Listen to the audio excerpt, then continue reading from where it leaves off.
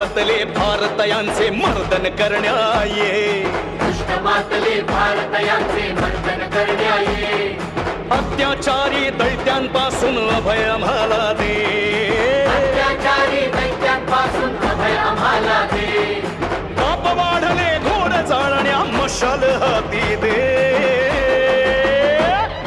सत्वरी भूवरी ये गंगे सत्वरी भूवरी ये, सत्वरी भूवरी ये गंगे सत्वरी भूवरी ये, उदे उदे उदे उदे उदे उदे उदे उदे, मशाल हाती दे गाई, मशाल हाती दे.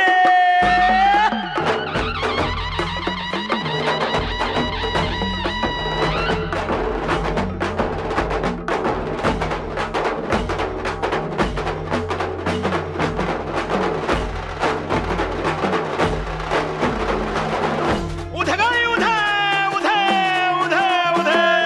धारदार तलवार हाती घे भवानी बनूनी ये, धारदार तलवार हाती घे भवानी बनूनी ये, महिषासुर मारून टाकण्या दुर्गा बनूनी ये, महिषासुर मारून टाकण्या दुर्गा बनूनी ये, शुंभ निशुंभ विनाश करण्या जगदंबे तू ये, पाप वाढले घोर जाळण्या मशाल हाती दे, मशाल हाती दे.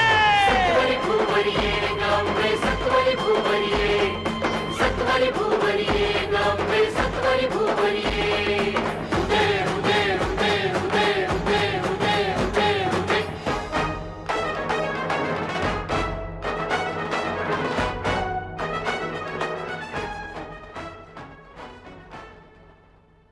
स्वागताचा कार्यक्रम करण्यापूर्वी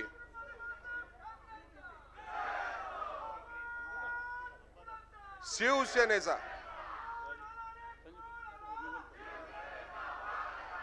महाराष्ट्र विधान परिषदेचे सन्माननीय विरोधी पक्ष नेते आणि शिवसेनेचे नेते आदरणीय अंबादासजी दानवे यांना मी विनंती करतो, या ठिकाणी त्यांनी जे ऐकलंय त्या संदर्भामध्ये या ठिकाणी आपलं मनोगत व्यक्त करावं. त्यानंतर आपण स्वागताचा कार्यक्रम या ठिकाणी करणार आहोत.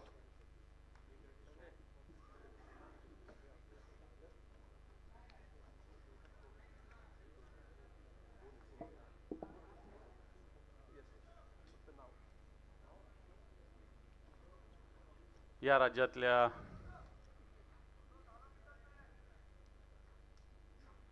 विविध नागरी व सामाजिक विचारांच्या संघटना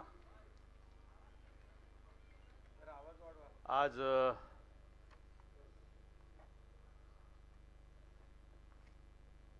या ठिकाणी एकत्र आलेले आहेत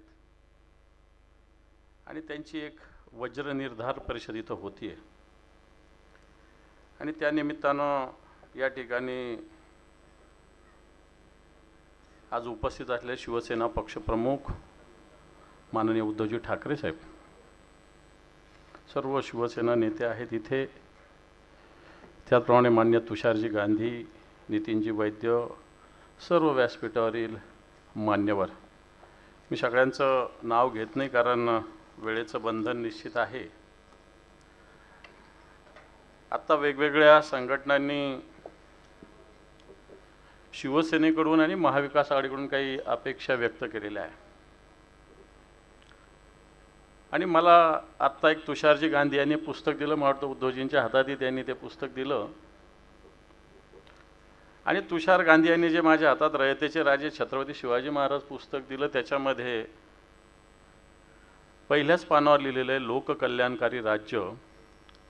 शिवरायांच्या राज्यात प्रजेच्या अन्न वस्त्र आणि निवारा या जीवनावश्यक गरजा पूर्ण होत, स्त्रियांचा सन्मान केला जाई, जातीभेद आणि धर्मभेद केला जात नसे, कोणावरही अन्याय जुलूम जबरदस्ती होत नसे, शेती व्यापार आणि उद्योगांचा विकास होत असे, या विकासाचा लाभ सर्व प्रजेला मिळत असे, प्रजा सुखा समाधानाने नांदत असे. मला वाटतं शिवसेना प्रमुख मान्य बाळासाहेब ठाकरे यांना आणि उद्धवजी ठाकरे यांना हेच राज्य अपेक्षित आहे आणि तुम्ही याच विषयावर सगळ्यांनी वेगवेगळे मुद्दे मांडलेले. मी बाकी विषय बोलत नाही, परंतु जे मुद्दे मांडले त्याच्यावरच एक अर्ध्या मिनिटात प्रत्येक विषयावर मी बोलण्याचा प्रयत्न करतो. सगळ्या विषयाचा मला अभ्यास असेलच अशातला काही भाग नाही. परंतु अंबेजोगाईचे श्री शहाबाज यांनी मार्टीविषयी भूमिका मांडली. बजेट 500 करोड डिक्लेअर केले, दिले 6 करोड. मी तर म्हणेल शहाबाजी 6 करोड दिले हे आलेच नसतील अजून, मी तुम्हाला 100% गॅरंटीनं सांगतो. कारण माझ्याकडे सगळ्या आर्थिक स्थिती महाराष्ट्राची पूर्ण त्याचं माझ्याकडे चिठ्ठा आहे. आता त्याला वेळ नाही आहे. परंतु निश्चित शिवसेना जातभेद मानत नाही हे तर सांगण्याची गरज नाही. मग सारथी असेल, बार्टी असेल, महाज्योती असेल, अमृत असेल की मार्टी असेल, जे बजेट आवश्यक आहे ते शिवसेना 100% देईल एवढं मी तुम्हाला सांगतो. शिक्षणासाठी 6% खर्च व्हावा असा अपेक्षित आपण मुद्दा मांडलेला आहे. हे खरं तर प्रोटोकॉल्स आहे हा. परंतु आता या शिक्षणाच्या या शाळा अदानीला द्यायचा निर्णय राज्य सरकारने घेतला. चंद्रपूरचा एक आदेश 8 दिवसापूर्वी सरकारने काढला. मला वाटतं आपण शिवसेनेकडून ही अपेक्षा व्यक्त केली. मान्य उद्धवजी ठाकरे साहेब या बाबतीत अतिशय संवेदनशील नेतृत्व आहे आणि आपली भूमिका जी आहे शिक्षणासाठी 6% खर्च व्हावा, हा 100% 6 नाही, हा 10% पण गेला पाहिजे. कारण शिक्षण चांगलं राहिलं तर बाकी सगळ्या गोष्टी सुरळीत होऊ शकतात. आरोग्याचा मुद्दा कालच परवाच दैनिक सामनाने आरोग्याच्या विषयी या राज्याच्या सगळ्या भूमिका मांडलेल्या आहे. पायाभूत सुविधेची स्थिती काय. आज एखाद्या हॉस्पिटलला गेलं तर बाहेरून प्रिस्क्रिप्शन दिलं जातं आणि बाहेरून औषध आणलं जातं. परंतु 3% आरोग्य पायाभूत सुविधा दिल्या पाहिजे. आपण सगळे जाणता मान्य उद्धवजी ठाकरे साहेब या महाराष्ट्राचे मुख्यमंत्री असताना कोविडसारखं संकट आपल्याकडे आलं. धारावीचा मुद्दा आत्ता मांडला. वाटतं या देशात सगळ्यात जास्त प्रभावीपणे याचा मुकाबला कोणी केला तर तो महाराष्ट्राने मान्य उद्धवजींच्या नेतृत्वाखाली केला होता. वाटतं या पायाभूत सुविधेसाठी शिवसेना कदापि कुठेही मागे राहणार नाही. MPSC आणि इतर परीक्षा पेपर लीक संदर्भ मांडला गेला. वाटतं हा अतिशय ज्वलंत प्रश्न आहे. तरुण मेहनत करतात, 1-1 वर्ष 2-2 वर्ष एखाद्या परीक्षेचा अभ्यास करतात आणि नेमकी ती परीक्षा त्या दिवशी पेपर लीक होतो. MPSCच्या परीक्षा कधी होणार याचा भरोसा नाही, अशा प्रकारची स्थिती आहे. वयसुद्धा निघून जातं बऱ्याच जणांचं. वाटतं महाविकास आघाडीचं सरकार आल्यानंतर मान्य उद्धवजींच्या नेतृत्वाखाली या बाबतीत सुरळीतपणा आणण्याचा आमचा 100% प्रयत्न राहील. नव्हे ते झालंच पाहिजे, ही भूमिका आमचीसुद्धा आहे. मुस्लिम विकासासाठी TCS संस्थेचा मुद्दा मांडला. निश्चित पुन्हा एकदा तेच सांगतो की शिवसेना जात धर्म मुळीच मानत नाही. इब्राहिम खान यांनी सुद्धा सांगितलं की काही ठिकाणी मुस्लिमांना निश्चित या राज्यात राहण्यासाठी भीती वाटते. विशाळगडच्या घटनेचा त्यांनी उल्लेख केला, साताऱ्याचा घटनेचा उल्लेख केला. मला असं वाटतं अशी भीती या राज्याला, हा राज्य फुले शाहू आंबेडकरांचं छत्रपती शिवाजी महाराजांचं विचाराचं राज्य. या ठिकाणी मुस्लिम असेल, हिंदू असेल, शीख असेल, ख्रिश्चन असेल, बौद्ध असेल, कोणालाही भीती राहणार नाही. हे राज्य निश्चित माननीय उद्धवजींच्या नेतृत्वाखाली येईल, हे मी तुम्हाला सांगतो. संदीप बर्वेंनी मुद्दा मांडलेला आदिवासी पट्ट्याचा. मला वाटतं एक आमच्या शिवसेनेचे जिल्हाप्रमुख आहे तिथले सुरेश भोर म्हणून त्यांनी हा मुद्दा माझ्याकडे घेऊन आला. याच्यात मंत्र्यांकडे बैठक लावलेली आहे. आदिवासी पट्ट्याचं काही जणांचे नावच नाही. काय झालं तिथं ते आहे पुणे जिल्ह्यातले आणि त्यांचं पुनर्वसन बाजूलाच असलेल्या मला वाटतं पालघर जिल्ह्यामध्ये होतं आहे. पलीकडं 4-5 किलोमीटरचं अंतर आहे फक्त त्या ठिकाणी.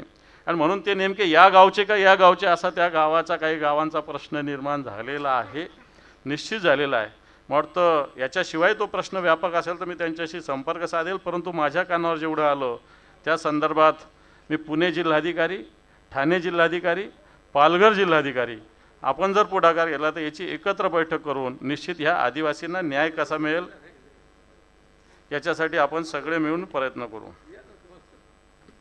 यानंतर कपिल वासंती शेखर, मला वाटतं स्त्रियांवरच्या भूमिकाविषयी मी पहिलेच हा मुद्दा मांडलेला आहे. सोशल मीडिया आमची मदत मिळाली. शिवसेनेची साई दुर्गे इथं आलेले आहेत, आमचे सचिव, हे आमचं हे याच्यातलं काम बघतं. मला वाटतं कपिल शेखर यांनी, मी साई दुर्गेंनाही निरोप देतो. कपिलजी आपल्याला साई दुर्गे याच्यामध्ये शिवसेनेच्या माध्यमातून निश्चित आपल्याला जे जे काही आपण भूमिका मांडता भारतीय जनता पार्टीच्या, ज्या स्त्रियांवर अत्याचार, भारतीय जनता पार्टीची दुटप्पी भूमिका आहे त्याच्याविषयी शिवसेनेचं सोशल मीडियाचं सेक्शन आपल्याला निश्चित मदत करेल. त्याच्यानंतर चुन्नीलाल ब्राह्मणे यांनी मुद्दा मांडलेला आहे. मला वाटतं कुपोषणाचा मुद्दा मांडलेला आहे. सगळ्यात महत्त्वाचं अतिदुर्गम भागातील शाळा बंद करण्याचा सरकारने निर्णय घेतलेला आहे. आपल्याला खूप दिवसापूर्वी एक उदाहरण आपण पाहिलं असेल की जपानमधला एक मुलगा 30 किलोमीटर दूर राहून त्याच्यासाठी रेल्वे जाते त्या जपान सरकारची. कारण त्यांनी ठरवलं की माझ्या राज्यातला, माझ्या देशातला एक मुलगा शिक्षणापासून वंचित राहू नये. अख्खी रेल्वे त्या गावात जाते आणि त्या मुलाला शाळेत घेऊन येते, अशा प्रकारचं सुद्धा देशात उदाहरण असताना आपण विद्यार्थी नाही म्हणून अतिदुर्गम भागातील शाळा बंद करण्याचा निर्णय आत्ताच्या सरकारने घेतलेला आहे.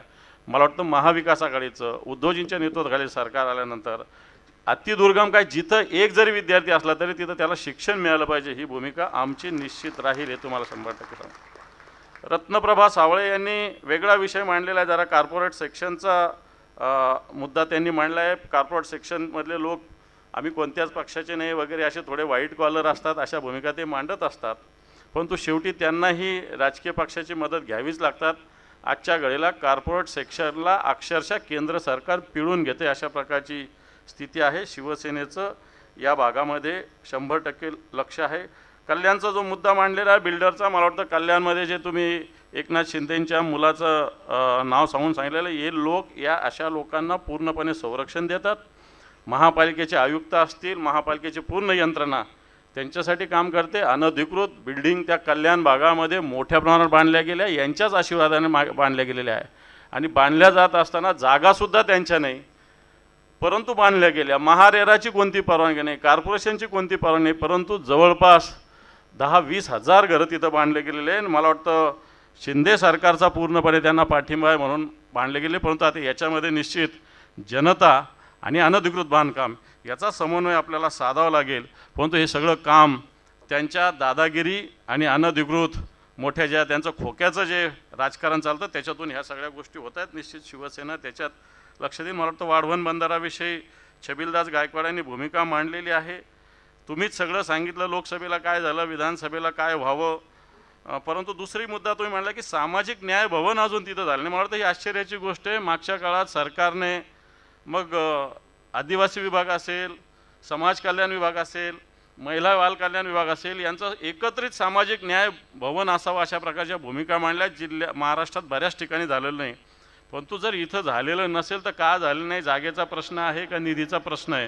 मला वाटतं निश्चित येणार का हे लवकरात लवकर व्हावं. याच्यासाठी छबिलदासजींनी जर माझ्याशी संपर्क केला तर आपण याच्या संदर्भात बैठक आयोजन करू. श्री दुर्गे यांनी ढोर समाजाचा मुद्दा मांडला. मला वाटतं मी मागच्या अधिवेशनात हा मुद्दा मांडलेला होता. ढोर समाज मोठ्या प्रमाणावर या महाराष्ट्रामध्ये आहे.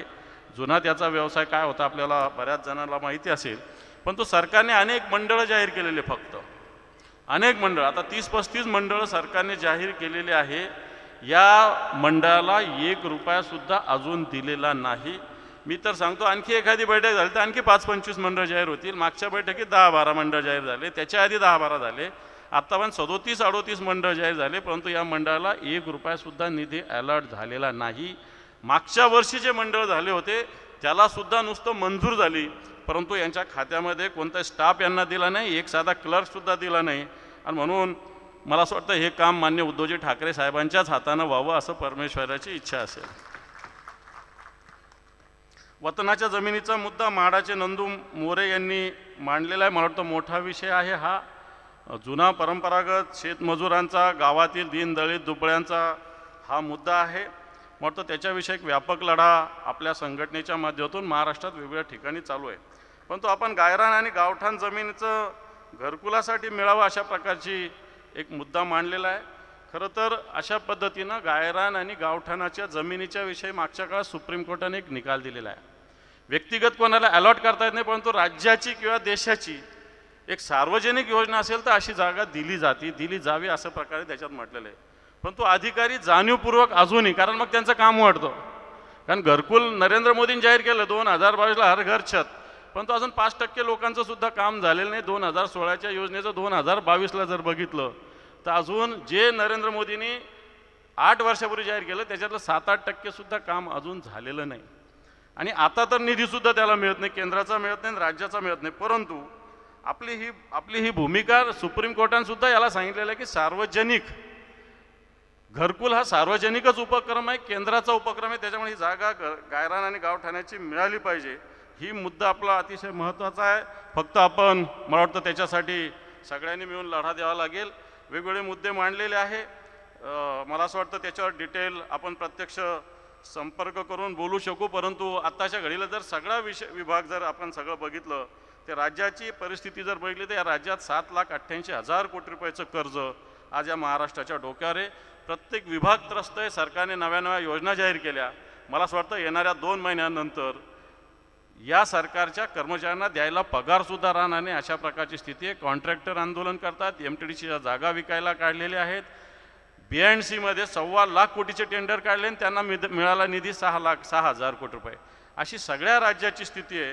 आणि म्हणून मला असं वाटतं आपल्यासारख्या ज्या ज्या संस्था आज एकत्र झालेल्या आहे, खरं तर या संस्था आणि शिवसेना बऱ्याच संस्थेचं आणि शिवसेनेचं बऱ्याच ठिकाणी वादविवाद झाले, पण आज हे सगळ्यात महत्त्वाचं आहे शिवसेनाने आपण सगळे एकत्र बसलेले आहात आणि येणाऱ्या काळामध्ये प्रबोधनकारांच्या विचारानं आम्ही सगळे चालत असताना आपलीसुद्धा साथ, आपलंसुद्धा सहकार्य आवश्यक आहे. निश्चित आपण सर्वसामान्य माणसाचे जे विषय हाती घेता त्याच्यासाठी ते सोडवण्यासाठी शिवसेना कटिबद्ध आहे. इलेक्शन व्हायच्या आधीसुद्धा जर आचारसंहिता लवकर नाही आली तर या सगळ्या विषयावर मला वाटतं एकत्रित बैठकसुद्धा आपण लावू, अधिकाऱ्यांशी बोलू, निश्चित यातले प्रश्न सोडवण्यासाठी प्रयत्न करू. एवढं सांगतो. धन्यवाद. जय हिंद, जय महाराष्ट्र. धन्यवाद दादा. यानंतर शिवसेना पक्षप्रमुख या राज्याचे माजी आणि भावी मुख्यमंत्री उद्धवसाहेब ठाकरे यांचं या ठिकाणी स्वागत करण्यासाठी तुषार गांधी आणि उल्काताई महाजन यांना विनंती करतो की त्यांनी उद्धव साहेबांचं या ठिकाणी स्वागत करावं.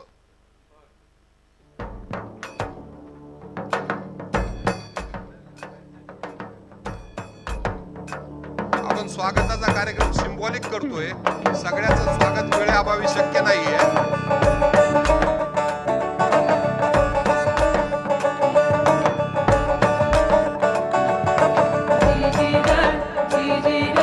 या विभागाचे विभाग प्रमुख महेश सावंत यांना विनंती करतो या विभागाच्या वतीनं शिवसेनेच्या वतीनं पक्षप्रमुखाचं त्यांनी या ठिकाणी स्वागत करावं. आज जे मान्यवर आहेत त्यांचा आपण सिंबॉलिक सत्कार या ठिकाणी करतोय. त्यांच्यापैकी उल्काताई महाजन यांचं स्वागत ज्योतिताई ठाकरे यांनी शिवसेना पक्षाच्या वतीने करावं अशी मी ज्योतिताईंना विनंती करतो. त्याचबरोबर तुषार गांधी यांचं स्वागत शिवसेना उपनेते विनोदजी घोसाळकर यांनी करावं अशी या ठिकाणी विनंती करतो. त्याचबरोबर या ठिकाणी उपस्थित असलेले नितीन वैद्य, शाकीर शेख, संभाजीदादा भगत, डॉल्फी डिसूजा, ललित बागर, उल्का महाजन, सुनीलाजी, दत्ता तुमवाड, अविनाश काकडे, अविनाशजी पाटील, मानव कांबळे, ब्रायन लोबो, श्रीनिवास शिंदे, सीताराम शेलार, जैनिका शाह, सबा खान, हसीना यांचंही या ठिकाणी शिवसेना पक्षाच्या वतीनं मी स्वागत करतो. त्याचबरोबर आमचे उपनेते विनोद घोसाळकर, रवींद्र मिर्लेकर, हर्षल प्रधानजी, आनंद दुबे, साईनाथ दुर्गे, पराग डाके, विश्वास उडगीजी या ठिकाणी उपस्थित आहेत. त्याचबरोबर शिवसेनेचे नेते आणि खासदार अरविंद सावंतजी आणि शिवसेनेचे दुसरे नेते विनायकजी राऊत हे उपस्थित आहेत. त्यांचंही या ठिकाणी स्वागत करतो. नितीन वैद्य या ठिकाणी उपस्थित आहेत. त्यांचं स्वागत करण्यासाठी मी अंबादास दादा दानवे यांना विनंती करतो की शिवसेना पक्षाच्या वतीनं त्यांनी नितीन वैद्य यांचं या ठिकाणी स्वागत करावं.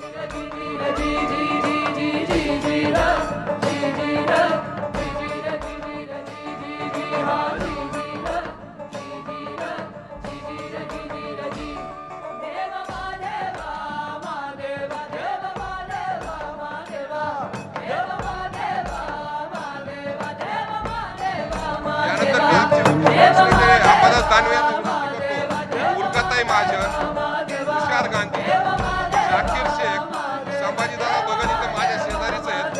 डॉल्फी डिसूजा, ललित बागर, उल्का महाजन, सुनीलाजी, दत्ता तुमवाड, अविनाश काकडे, अविनाश पाटील, मानव कांबळे, ब्रायन लोबो, श्रीनिवास शिंदे, सीताराम शेलार, जैनिका शाह, सबा खान, हसीना आणि मागच्या साईडला विश्वास उडगीजी आहेत. त्यांचंही या ठिकाणी स्वागत करावं. विश्वास उडगीजी. त्यानंतर मी विनंती करतो या ठिकाणी उल्काताईला की त्यांनी या ठिकाणी आपण गेले तास दीड तास महाराष्ट्राच्या कानाकोपऱ्यातनं आलेल्या कार्यकर्त्यांनी आपली भूमिका मांडली. विरोधी पक्षनेते अंबादासजी दानवे यांनी त्यातल्या काही मुद्द्यांना समर्पक प्रतिसाद दिलेला आहे. पुढचा भाग आपण आता सुरू करतो आहोत. मी संभाजी भगत यांना संविधानावरचं एक गीत पेश करायला सांगतो. त्यांच्या गीतानंतर आपल्यासमोर अभय शुक्ला जनतेचा आग्रहनामा जो आहे तो थोडक्यात मांडतील, उल्काताई बोलतील, तुषार गांधी बोलतील आणि त्यानंतर उद्धवजी ठाकरे आपलं मनोगत व्यक्त करतील असा हा कार्यक्रम असेल. उद्धव आपले संभाजी भगत. माझ्या प्रिय भावंडांनो, खरं तर सांस्कृतिक राजकारणावर भूमिका मांडायची गरज आहे, परंतु तशी काय आता परिस्थिती नाही. गेल्या इलेक्शनमध्ये लोकसभेच्या संविधानाचा मुद्दा मध्यवर्ती ठिकाणी आला आणि तो याही निवडणुकीमध्ये असणार आहे आणि म्हणून त्या संदर्भातलं जे गीत आहे ते सर्व माझ्या भावंडांसाठी मी सादर करतो. हो. भाळावरी काळोखाच्या भीम उजेड कोरतो, काळ्या आईच्या उरात भीम लेखण्या पेरतो गामाये, भीम लेखण्या पेरतो आणि घेरल ग आडराणी हमलेवार चहुकुनी, सोडवा संविधान, सोडवा जनांचं विधान, सोडवा संविधान, सोडवा जनांचं विधान, सोडवा. उगवता मनू काळ जळे जुलमाचा जाळ, जागे पहारे श्वासावरी काळ्या साऱ्या मरणादारी, मनगटाच्या जोरावरी भाजे हावळा घरावरी, कुठं शोधू लोकशाही, लोक मेले बुरली शाही, गेला देशाचा पराण, सोडवा संविधान, सोडवा जनांचं विधान, सोडवा. या संविधानाने तुम्हाला सगळ्यांना काहीतरी दिलेलं आहे, पण हे संविधान 2018ला ऑगस्टमध्ये दिल्लीच्या जंतर मंतरवर जाळलं. त्यावेळेस हे गाणं लिहिलेलं आहे. काय मिळालं आपल्याला? तुम्ही मताचे राजे मतदार बंधू सांगा, हो सांगा, तुमचा मताचा हक्क कुठून आला सांगा, हो सांगा.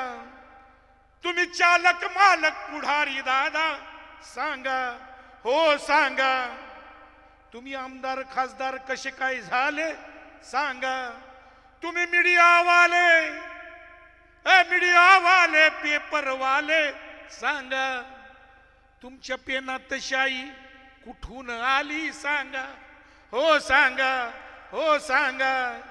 जर अभिव्यक्तीला नसता सुरेल गळा, तर फुलला असता का चॅनलवाला मळा, हो मळा, हो मळा. तुम्ही काळ्या कोटाचे वकील दादा सांगा, हो सांगा. तुमची वकिली कशी काय चालते ते तरी सांगा, हो सांगा. तुम्ही हिंदू मुसलमान शीख इसाई सांगा.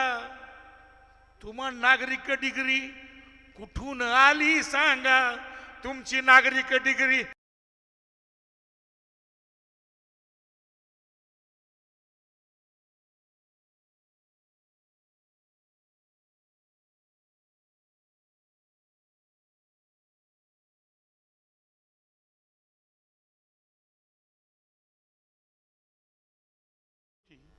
त्याच्यामध्ये एक गोष्ट प्रामुख्याने आली, हा हल्ला शिवसेनेवर झालेला नाही, हा हल्ला संविधानावर झालेला आहे आणि म्हणून शिवसैनिकांनी संविधान रक्षक होऊन, संविधान सैनिक होऊन रणांगणामध्ये उतरावं, म्हणून आम्ही आपल्यासोबत इथं चर्चा करतो आहोत. जय भीम. आभारी आहे दादा. यानंतर अभय शुक्ला यांना विनंती करतो की केवळ 2 मिनिटांमध्ये या ठिकाणी आपलं मत मांडावं. आदरणीय उद्धव ठाकरेजी, व्यासपीठावरचे सगळे मान्यवर, खरं म्हणजे माझं मत नाही मांडायचं आहे, जनतेचा आग्रहनामा मी विनंती करतो. एक 5 ते 7 मिनिटात हे संपूर्ण राज्यभरात भारत जोडो अभियान, नवी आव्हाने नव्या पर्याय ह्या प्रक्रियेतून शेकडो कार्यकर्त्यांनी काही जे मुद्दे काढलेत, तो 22 पानी आग्रहनामा आहे, ती अगदी 5 ते 7 मिनिटात मांडतो. आणि ते मांडण्याच्या मागे जो एक मुख्य हेतू असा आहे की आज महाराष्ट्रामध्ये राजकारण आणि समाजकारण ह्याच्यामध्ये जो एक मोठी दरी तयार झाली आहे, मला वाटते आजच्या कार्यक्रमातून एक त्याच्यात दुवा तयार होतो आहे आणि हा दुवा लांबपर्यंत चालेल याचा आपल्या सगळ्यांनी एक प्रकारची आज आपण एक त्या दिशेने एक मोठा महत्त्वाचं पाऊल उचललेलं आहे. आणि ज्या सरकारकडे आज आत्ताची जे सरकार आहे त्यांच्याकडे फक्त योजना आहेत, त्यांच्याकडे धोरणं नाही आहेत आणि म्हणून आपल्याला काही नवीन धोरणांची एक चौकट उभी करायची आहे, ज्याच्यातून एक नवा महाराष्ट्र घडवायचा आहे. या दिशेने आपण जर पुढे जाऊ शकतो. हे पक्ष फोडतायत, हे समाजाला तोडतायत आणि महाराष्ट्राच्या हिताचीही तडजोड करतायत. यांनी महाराष्ट्र धर्म बुडवलेला आहे आपण मिळून नवा महाराष्ट्र घडवण्यासाठी एकत्र आलो आहोत. मला वाटते अशी घोषणा जर आपण दिली, असा एक नॅरेटिव्ह विकसित केला, तर राज्यभर महाराष्ट्र धर्मासाठी प्रत्येक या राज्याचा नागरिक उभा राहील आणि आपल्या पक्षाला आणि महाराष्ट्र विकास आघाडीला पाठिंबा देण्यासाठी तयार होईल. तर जनतेचा आग्रहनामा याच्या मागचा जो एक प्रमुख जो विचार आहे की एक पर्यायी नॅरेटिव्ह लोकांच्या समोर मांडणे, स्वाभिमानी महाराष्ट्र, समृद्ध महाराष्ट्र आणि समतावादी महाराष्ट्र. संतांची परंपरा, छत्रपती शिवाजी महाराज आणि सगळे जे आपले वेगवेगळे सामाजिक हे झालेले आहेत, सुधारक झालेले आहेत, त्यांच्या संपूर्ण जो वारसा आहे त्याला घेऊन एक स्वाभिमानी महाराष्ट्र, समृद्ध महाराष्ट्र आणि समतावादी महाराष्ट्र कसा असावं याच्याबद्दलचा आग्रहनामा आहे. त्याच्यातला पहिला मुद्दा आहे संविधानप्रेमी महाराष्ट्र. म्हणजे लोकशाहीचं रक्षण करणे, लोकशाहीच्या विरुद्ध काही कायदे आहेत आणि काही नवीन कायदे आणण्याचा प्रयत्न होतो आहे, याला ठामपणे नाकारणे आणि जनहिताचे जे कायदे आहेत त्यांची प्रभावी अंमलबजावणी करणे, हे जनहिताचं एक संविधानप्रेमी महाराष्ट्राचा पहिला मुद्दा. दुसरा स्वाभिमानी महाराष्ट्र. या सरकारने महाराष्ट्राचे जे हित आहेत, आर्थिक आणि सामाजिक हित, याच्यावर खूप मोठ्या प्रमाणावर गदा आणलेली आहे. महाराष्ट्राचा विकास ज्या दिशेने व्हायला पाहिजे ते न होता वेगवेगळ्या पद्धतीने औद्योगिक वेगवेगळे काय प्रोजेक्ट्स आहेत, इतर प्रोजेक्ट्स आहेत, त्यांना इतर राज्यांकडे वळवलेला आहे. तर राज्याचा जो आर्थिक हिस्सा आहे, महाराष्ट्रातून सर्वात जास्त इन्कम टॅक्स भरला जातो. तर त्याच्या स्वाभिमानी महाराष्ट्राचे काही मुद्दे आपण केलेत. समृद्ध व समन्यायी महाराष्ट्र, युवकांसाठी रोजगार हमी आणि आर्थिक संधी हा खूप महत्त्वाचा केंद्रीय मुद्दा आहे. शेतकऱ्यांना न्याय आणि त्याच्यासाठी स्वामीनाथन आयोगाची शिफारशी लागू करणे आणि शेतमालाला हमीभाव देणे वगैरे वगैरे. जमीन हक्क आणि सुधारणा, पाणी, दुष्काळ आणि सिंचन याच्याबद्दलचे काही मुद्दे याच्यामध्ये आपण घेतलेले आहेत. काही लोकांनी ऑलरेडी हे मुद्दे मांडलेले आहेत. त्याच्यासोबत श्रमिक आणि कामगार हक्क याच्याबद्दल जे केंद्र सरकारची काही चुकीची काही धोरणं आहेत आणि कायदे आहेत त्यांना नाकारणे आणि त्याच्याऐवजी राज्यांनी श्रमिक हिताचे कायदे आणणे. शहर विकास आणि शहरी जनतेसाठी सोयीसुविधा. महाराष्ट्राचे 45% लोक शहरांमध्ये राहत आहेत, त्याच्याबद्दलचे घर, पाणी, आरोग्य, सार्वजनिक वाहतूक आणि इतर सगळ्या प्रकारच्या सुविधांबद्दलचे काही मुद्दे आपल्या आग्रहनामामध्ये आहेत. आणि त्यानंतरचा पुढचा मुद्दा सुरक्षित महाराष्ट्र, ज्याच्यामध्ये सर्वांसाठी सामाजिक सेवा आणि सुरक्षा, ज्याच्यामध्ये खूप महत्त्वाचा सामाजिक सुरक्षेचा एक मोठा आणि महत्त्वाचा कार्यक्रम महाराष्ट्रामध्ये, ज्याला जवळजवळ 2 कोटी लोक ज्याच्यातून लाभ मिळू शकतं पण मिळत नाही, ते ESI, employee state insurance scheme, ज्याच्यामध्ये 1.8 कोटी लोक कवर व्हायला पाहिजेत पण राज्य सरकारने ह्याच्याकडे पूर्ण दुर्लक्ष केलेलं आहे. याला ॲक्च्युली महाराष्ट्रातून 2600 कोटी रुपये दरवर्षी केंद्र सरकारला जातात आणि परत फक्त 700 कोटी मिळतात. तर हे कार्यक्रम जर आपण हे केलं, राज्य सरकारने ह्याच्यावर विशेष लक्ष घातलं, तर सामाजिक सुरक्षा मोठ्या प्रमाणात लोकांना मिळू शकेल. अन्न सुरक्षेचा कायदा, त्याच्यावर ऑलरेडी बोलणं झालेलं आहे. आरोग्य सेवेचा अधिकार, आणि कोविडच्या काळामध्ये आपण बघितलं की सार्वजनिक आरोग्य सेवेची किती त्या महत्त्वाची भूमिका आहे, आपल्या सरकारने ते करून दाखवलं. पण आता महाराष्ट्रामध्ये एक आरोग्य सेवेचा हक्काचा कायदा करावा, किंवा आरोग्य सेवेचा हक्काचं धोरण करावा, राईट टू हेल्थ केअर एक पॉलिसी करावी. आणि दुसरं, महाराष्ट्र विकास आघाडीच्या काळामध्ये एक नवीन जे खाजगी हॉस्पिटल्समध्ये रुग्ण हक्कांसाठीचा जो कायदा आणला गेला, त्याची अंमलबजावणीच होत नाही आहे सध्या, तर ती अंमलबजावणी करावी. हे सरकार सध्या कायदा मोडत आहे. स्वतः सरकारचा जो कायदा आहे ते म्हणजे त्याचं पालन होत नाही. हां, पोषण आणि कुपोषण ह्याच्यावर ऑलरेडी बोलणं झालेलं आहे, त्याच्याबद्दलचे काही पर्याय आहेत.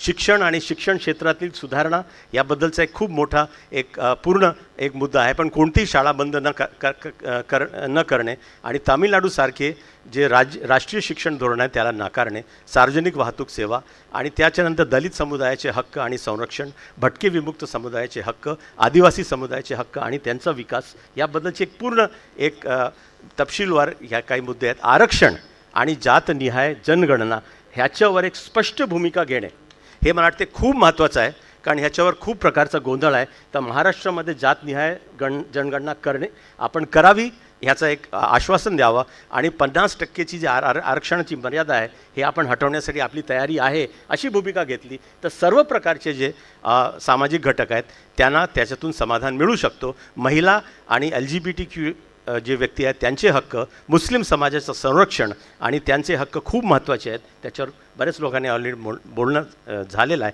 आणि शेवटी आपण जर सत्तेत आलो तर महाराष्ट्राने एक स्टेट ॲडवायझरी काउन्सिल करावी ज्याच्यामध्ये सर्व प्रकारचे सामाजिक कार्यकर्ते आणि वेगवेगळ्या क्षेत्रातले तज्ज्ञ यांच्यासोबत, जसं नॅशनल ॲडवायझरी काउन्सिल UPA 1च्या काळात होतं तशी काउन्सिल करावी. म्हणजे महाराष्ट्रामध्ये भरपूर प्रयोग झालेले आहेत, भरपूर वेगवेगळे प्रकारचे पॉझिटिव्ह उदाहरण आहेत, त्यांना धोरणाशी त्याच्यामध्ये त्याचा इनपुट देणे असा एक राज्य पातळीवरची एक व्यवस्था करावी तर नक्कीच आपण नवा महाराष्ट्र घडवू शकतो.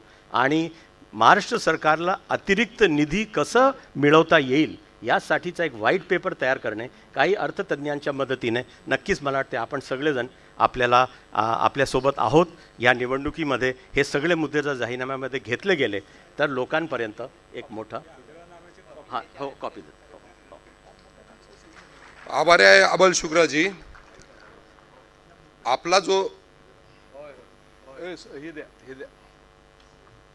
आपला जो आग्रहनामा आहे तो शिवसेना पक्षाच्या वतीनं स्वीकारला जाईल अशा पद्धतीचं या ठिकाणी सूचना सन्मान्य उद्धवसाहेब ठाकरे यांनी केलेली आहे.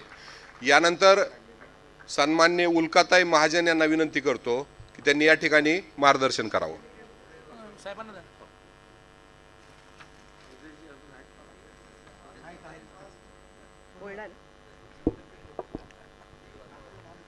वेळ वाचावा म्हणून आधीच येऊन उभी राहिले. शिवसेना पक्षाचे आणि महाराष्ट्राचे लाडके नेते माननीय उद्धवजी ठाकरे आणि मगाशी जसा उल्लेख केला महाराष्ट्राचे माजी मुख्यमंत्री आणि 3 पक्षांमध्ये वाद लागू नये अशा अपेक्षेसह भावी मुख्यमंत्री माननीय उद्धवजी ठाकरे. सर्वप्रथम आपले आणि शिवसेना पक्षाच्या सर्व नेत्यांचे मनपूर्वक आभार. आजची ही परिषद आपण इथे घडवून आणलीत आणि महाराष्ट्राच्या अक्षरशः कानाकोपऱ्यातून दुर्गम आदिवासी भागातून इथे कार्यकर्ते उपस्थित आहेत आणि खूप दिवसांपासून त्यांची मागणी होती की आपल्याबरोबर एक संमेलन व्हावं आणि ती अपेक्षा आज आपण पूर्ण केलीत. याबद्दल मनपूर्वक आभार. आणि या परिषदेचं नाव आहे वज्र निर्धार परिषद आणि हे सांगायला हवं की लोकसभा निवडणुकीमध्ये सुद्धा वज्रा इतक्याच नव्हे वज्राहूनही कठोर अशा पद्धतीने निर्धार घेऊन या सर्व कार्यकर्त्यांनी महाराष्ट्रात मोहोळ उठवलंय, कानाकोपऱ्यात काम केलंय आणि येत्या विधानसभा निवडणुकीमध्ये सुद्धा ते कामाला लागणार आहेत. तो निर्धार व्यक्त करायला ते सगळेजण इथे आलेले आहेत. मी इथे आपल्या सर्वांसाठी एक घोषणा देते जी आपली नेहमीची घोषणा आहे. लढेंगे. जरा हात येऊ द्या वर. लढेंगे. संविधान बचाओ. संविधान बचाओ. आणि हा आवाज आपल्याला महाराष्ट्राच्या कानाकोपऱ्यात घेऊन जायचा आहे. माननीय अंबादासजी आपले पण मनपूर्वक आभार. ज्या काटेकोरपणे कान देऊन जेवढे प्रश्न इथे मांडले गेले ते आपण ऐकलेत, त्याच्या नोंदी घेतल्यात आणि त्याला उत्तरं देखील दिलीत. विरोधी पक्षनेत्यांनी लोकशाहीमध्ये ज्या पद्धतीने हे काम करणं अपेक्षित आहे त्या पद्धतीला आपण जागलात, यासाठी मनपूर्वक अभिनंदन आणि आभार. मंचावर अरविंदजी सावंत उपस्थित आहेत, राऊत साहेब उपस्थित आहेत. चळवळीतले अनेक नेते उपस्थित आहेत. आमचे आदरणीय तुषार गांधी इथे उपस्थित आहेत, ज्यांना तुम्ही यानंतर ऐकणार आहात. महाराष्ट्राचं वर्णन ज्या गाण्यात आहे, जय जय महाराष्ट्र माझा गरजा महाराष्ट्र माझा, त्या गाण्यात एक ओळ आहे, दिल्लीचेही तख्त राखीतो महाराष्ट्र माझा. पण लोकसभा निवडणुकीमध्ये महाराष्ट्रातल्या जनतेने आणि मतदारांनी हे घडवून दाखवलंय की दिल्लीचेही तख्त हलवितो महाराष्ट्र माझा. आणि ते जे काम केलंय त्या कामाला पुढे नेण्याच्या दृष्टीने आजचा मेळावा अत्यंत महत्त्वाचा आहे. आणि त्यामुळे आपल्याकडून दिशा दिग्दर्शन अपेक्षित आहे. आपण यापुढे कसं काम करावं विधानसभेच्या निवडणुकीमध्ये ते देखील अपेक्षित आहे. आमची ठोस सूचना अशी आहे की एक राज्यस्तरीय समन्वय समिती महाविकास आघाडीच्या ज्यांच्यावर ही जबाबदारी सोपवलेली आहे कोऑर्डिनेशनची समन्वयाची, त्यांच्यासह जनसंघटनांची सुद्धा एक समन्वय समिती बनावी आणि विधानसभा निहाय देखील अशा समित्या बनाव्यात अशी जर आपण सूचना सर्व महाविकास आघाडीतल्या पक्षांना केलीत तर काम पुढे नेणं हे सोपं होईल आणि समन्वय देखील चांगला होईल. आता इथे ज्या वेगवेगळ्या समूहातल्या मंडळींनी मांडणी केलेली आहे त्यामध्ये विशेषतः जे धार्मिक अल्पसंख्याक आहेत, मुस्लिम, ख्रिश्चन आणि अन्य, मुस्लिम आणि ख्रिश्चनांवर सर्वात जास्त हल्ले आहेत. आम्ही लोकसभा निवडणुकीत हे पाहिलं की ज्या कार्यकर्त्यांनी तन मन धन लावून काम केलं, त्यांचे शाकीर शेख इथे प्रतिनिधी म्हणून मंचावर उपस्थित आहेत, इथे समोर अनेक जण उपस्थित आहेत, त्यांच्यापैकी अनेकांना टार्गेट केलं गेलंय, पोलीस स्टेशनला बोलावलं गेलं, दहशतीचं वातावरण पसरवलं गेलंय. या सगळ्यांबरोबर उद्धवजी आपल्याला उभं राहण्याची गरज आहे आणि आम्ही तुमच्याबरोबर आहोत असा संदेश जाणं आवश्यक आहे. आणि तो संदेश आपल्या वक्तव्यातून तर जावाच, पण आपल्या कृतीमधून पण जावा. महाविकास आघाडी ज्या पद्धतीने तिकीट देणार आहे त्यामध्ये मुस्लिम धर्मीयांना जिथे आवश्यक आहे तिथे ख्रिश्चन अल्पसंख्याकांना तिकीटं मिळतील किंवा जिथे तिकीट मिळणं शक्य नाही तिथे योग्य त्या पद्धतीने त्यांना काही जबाबदारी घेता येईल अशा प्रकारच्या जबाबदाऱ्या त्यांच्यावर सोपवणं याचा गांभीर्याने विचार व्हावा.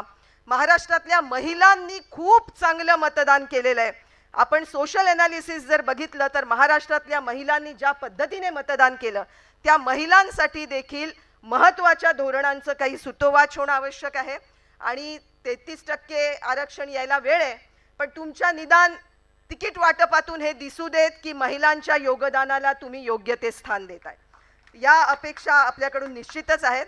आज इथे मोठ्या प्रमाणात आदिवासी महिला देखील आलेल्या आहेत आणि मी तुम्हाला आवर्जून हे सांगेन की रायगड आणि पालघर जिल्ह्यात आदिवासी आणि मच्छीमार महिलांनी निर्धार करून या संविधान विरोधी सरकारने वाटलेल्या मोफत साड्या मोर्चाने जाऊन तहसील कार्यालयात परत केल्या. हा जो स्वाभिमान आहे की आम्हाला नको तुमच्या फुकटच्या साड्या, तुम्ही आमच्या मणिपूरच्या महिलांची सुरक्षा राखू शकत नाही, पहिलवान महिला नाहीत, बिल्किस बानोचा सन्मान राखू शकत नाही, अशा सरकारकडून आम्ही मोफत साड्या घेणार नाही. हा निर्धार हा या वज्र निर्धारा इतकाच कठोर आणि स्वाभिमानी निर्धार आहे जो त्यांनी व्यक्त केलाय. त्यांना आपण सगळ्यांनी मिळून जरा दाद देऊया असं व्यक्त होणं हे फार महत्त्वाचं असतं. त्याचबरोबर तरुणांना बरोबर घ्यायला पाहिजे, त्यासाठी देखील विशेष उपाययोजना करण्याची आवश्यकता आहे. आज स्त्रियांवर अत्याचार होत आहेत, एका बाजूला अत्याचार होत आहेत, त्यांना सुरक्षा मिळत नाही आणि मुख्यमंत्री आणि हे सरकार म्हणतायत की आमच्या लाडक्या बहिणी आहेत. बहिणींनी जागोजाग, मी अनेक ठिकाणी फिरतीये, अनेक महिला मेळाव्यातून हा आवाज उठतोय की आम्हाला लाड नको, आम्हाला आमचा हक्क, अधिकार आणि संरक्षण हवंय. त्यामुळे या लाडक्या बहिणी व्हायला तयार नाहीत, आम्ही आमच्या हक्कासाठी झगडायला तयार आहोत, हा आवाज स्त्रियांमधून उठतोय. आणि आज या निमित्ताने सगळ्याच उद्धवजींसह सर्व शिवसेनेच्या नेत्यांना हे सांगायला हवं की महाराष्ट्राच्या कानाकोपऱ्यात जेव्हा आम्ही लोकसभा निवडणुकीमध्ये काम केलं त्याचा एक आढावा जेव्हा घेतला, त्या आढाव्यातून आलेली एक सार्वत्रिक गोष्ट ही होती की जागोजागी शिवसैनिकांनी ज्या पद्धतीने काम केलं, समन्वयाने केलं, इंडिया आघाडीच्या बाकीच्या सगळ्या पक्षांच्या बरोबर केलं, तिकीट कुणालाही मिळालेलं असू दे, शिवसैनिक मात्र हिरिरीने जमिनीवर उतरले, हे महत्त्वाची गोष्ट आमच्या सगळ्या आढाव्यामधून पुढे आलेली आहे. त्यामुळे त्या आपल्या उपस्थितीत या निमित्ताने सर्व शिवसैनिकांचे पण आम्ही आभार मानू इच्छितो आणि त्यांच्या या कामाला दाद देऊ इच्छितो. असंच वातावरण राहिलं पाहिजे जर आपल्याला संविधान विरोधी शक्तींना सत्तेतून पाय उतार करायचा असेल. येत्या निवडणुकांमध्ये अजिबात गाफील राहता कामा नये. आणखीन एक आढाव्यातून आलेली गोष्ट ही आहे की काही ठिकाणी उमेदवार थोडे गाफील राहिले, आपण निवडून येणारच असा आत्मविश्वास जास्त राहिला आणि तो आत्मविश्वास नडला. यावेळेला एकही जागा कामाचा अवकाश रिकामा सुटता कामा नये, एकही पोलिंग बूथ रिकामा जाता कामा नये. सगळ्या ठिकाणी म्हणजे महाविकास आघाडीच्या सर्व घटक पक्षांसह आम्ही देखील उभे आहोत. अनेकांनी पोलिंग बूथवर काम केलंय. इथे ब्रायन लोबो उपस्थित आहेत. पालघरमध्ये जवळपास 100च्या जवळपास पोलिंग बूथवर सामाजिक संघटनांचे कार्यकर्ते बूथवर काम करत होते. आणि हे जे सगळे इथे आलेले आहेत त्यांच्या काही अपेक्षा नाहीत. त्यांच्या या अपेक्षा नाही आहेत की आम्हाला ही तिकीट द्या, त्यांची अपेक्षा नाही आहे की आम्हाला आमच्या कामासाठी पैसे द्या. आपल्या प्रवास खर्चाचे पैसे आपण राखून फिरतायत लोक, उन्हात तानात फिरलेले आहेत. पण अपेक्षा आहे ती धोरणात्मक बदलाची. अपेक्षा ही आहे की संयुक्त महाराष्ट्र जेव्हा जन्माला आला त्यामध्ये ज्या कामगार शेतकऱ्यांनी योगदान दिलं, जे हुतात्मे झाले, त्यांच्या शहादतेला त्यांच्या कृतार्थतेला आदरांजली देणारं, कामगार आणि शेतकऱ्यांचा योग्य तो सन्मान राखणारं असं धोरण नव्या सरकारने पुढे आणावं. अनेक मुद्दे यात सुचवलेले आहेत, पण त्याची अपेक्षा निश्चितच आपल्याकडून आहे. वैयक्तिक अपेक्षा आत्ता सुद्धा सकाळपासूनच्या सत्रात एकानेही वैयक्तिक अपेक्षा मांडलेली नाही.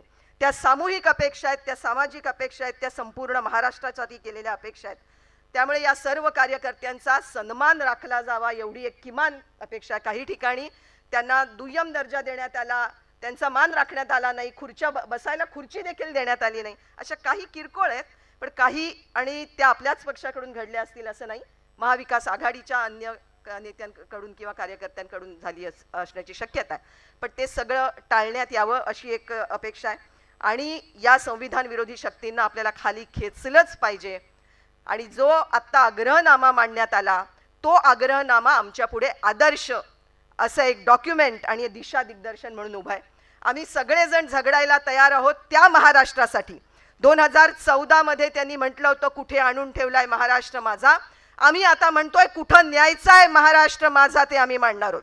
आणि त्यासाठी आमचं जीवाचं रान करणार आहोत. आणि हा महाराष्ट्र आम्हाला हवाय.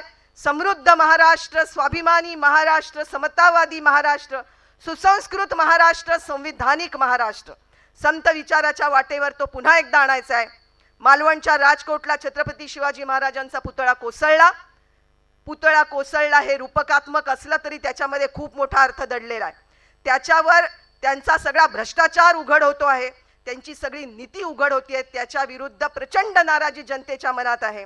आणि पंतप्रधानांनी येऊन माफी मागितली तरीही महाराष्ट्रातली जनता या कठोर चुकीसाठी या भाजपच्या आणि महायुतीच्या सरकारला कदापि माफ करणार नाही. हा महाराष्ट्राचा निर्धार आहे. ज्यांना हे मान्य आहे त्यांनी जरा हात उंच करा. अजिबात माफ करणार नाही आम्ही या सरकारला. हा निर्धार घेऊन आम्ही उभे आहोत. आणि तो पुतळा कोसळताना आमच्या भावनांना तर ठेच पोचली आहेच, पण त्याबरोबर कोसळलं आहे इथलं समतावादी वातावरण, इथलं सुसंस्कृत वातावरण, इथला स्त्रियांचा सन्मान आणि सुरक्षा, इथला शेतकरी आणि कामगारांना मिळणारा न्याय, हे सगळंच अधोगतीला जातंय. एकही क्षेत्र असं नाही जिथे त्यांची घसरण चालू नाही. त्यामुळे हे आता आम्हाला नको, हे थांबवलं पाहिजे. आणि या गद्दारांचं महायुतीचं सरकार इथून पुढे 26 नोव्हेंबरला पुढची विधानसभा येणं अपेक्षित आहे. 26 नोव्हेंबर हा संविधान दिवस आहे. आणि संविधान दिवशी आपल्याला सर्वांना, महाराष्ट्रालाच नाही तर देशाला ही भेट द्यायची आहे की संविधान दिनी महाराष्ट्रामध्ये संविधानाला मानणारं महाविकास आघाडीचं सरकार सत्तेत आल्याशिवाय राहणार नाही. हा निर्धार करून आपण सगळेजण परत जाणार आहोत. आणि ह्या निर्धारासाठीचा लागणारा कार्यक्रम, त्याचं प्रशिक्षण, कार्यशाळा जागोजागी चालू आहेत. त्या शिवसैनिकांबरोबर पण चालाव्यात असा आमचा प्रयत्न आहे. आणि त्याबद्दलचे आदेश आपल्याच स्वाक्षरीने ऑलरेडी निघालेले आहेत.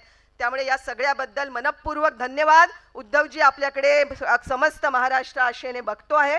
त्या आशांना आपण निश्चितच अपेक्षांना खरे उतराल अशी आम्हाला खात्री आहे. धन्यवाद. धन्यवाद उल्काताई. यानंतर राष्ट्रपिता महात्मा गांधी यांचे पंतू तुषारजी गांधी यांना विनंती करतो या ठिकाणी त्यांनी मार्गदर्शन करावं. श्री तुषार गांधी.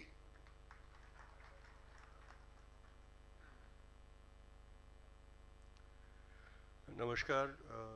मंचवर अधीन खऱ्या शिवसेनेचे खरे प्रमुख उद्धवजी ठाकरे आणि बाकी सर्व महानुभाव आणि सगळे साथी जे समोर बसलेले आहेत त्यांना नमस्कार करतो. आणि जास्त बोलणार नाही, 2-4 मुद्द्यांवरच बोलायचं आहे मला.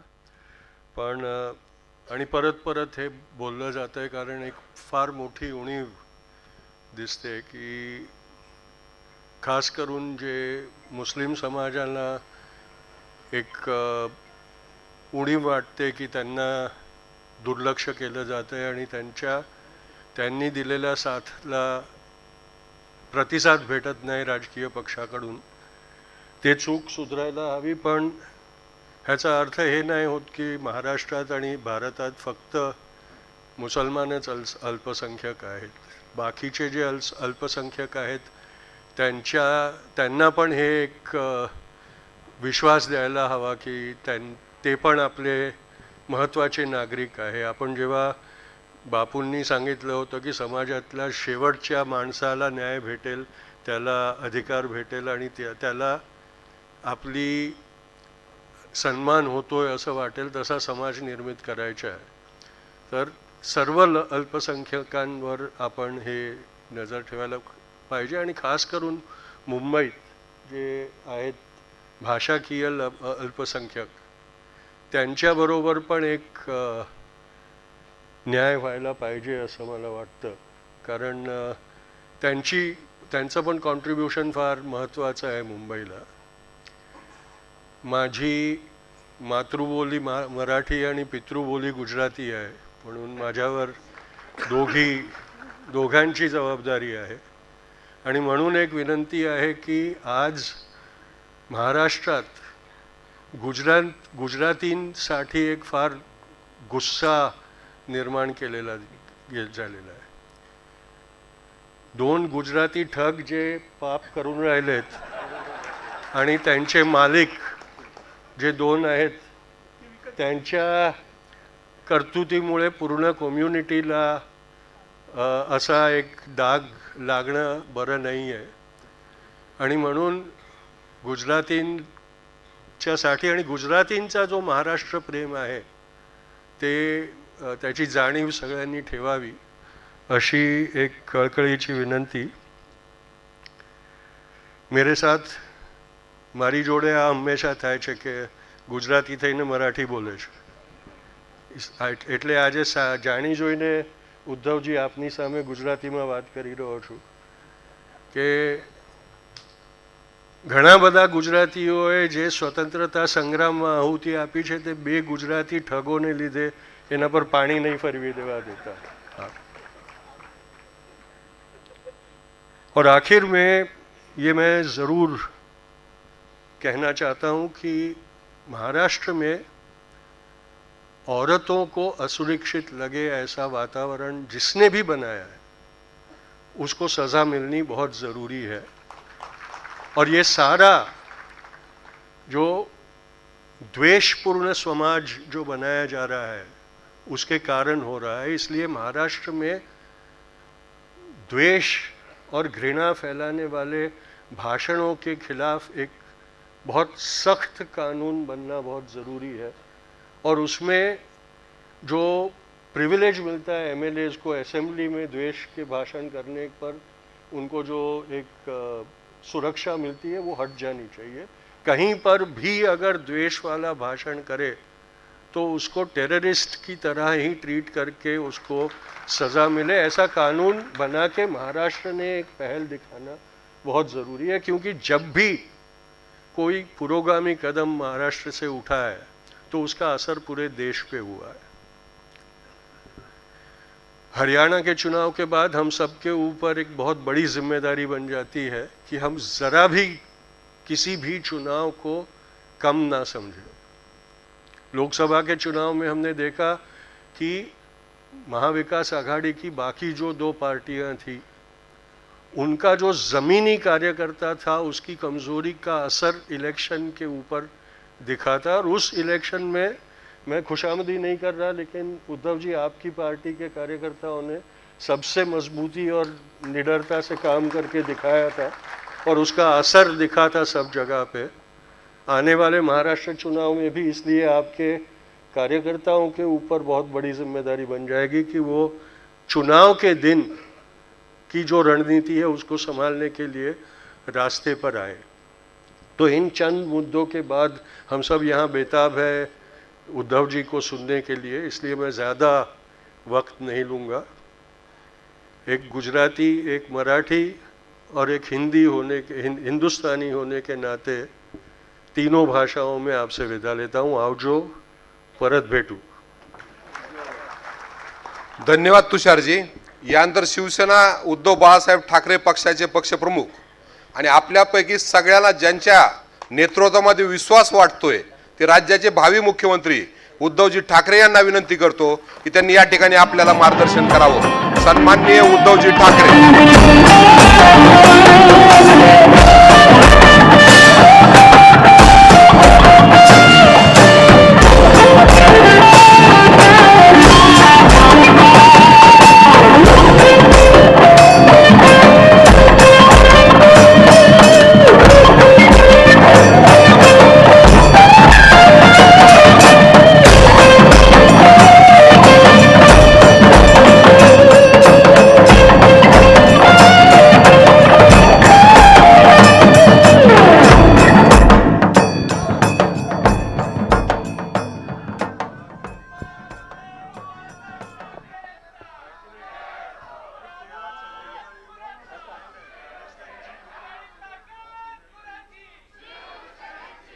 माननीय उल्काताई, तुषारजी, निखिलजी, व्यासपीठावरील सर्व मान्यवर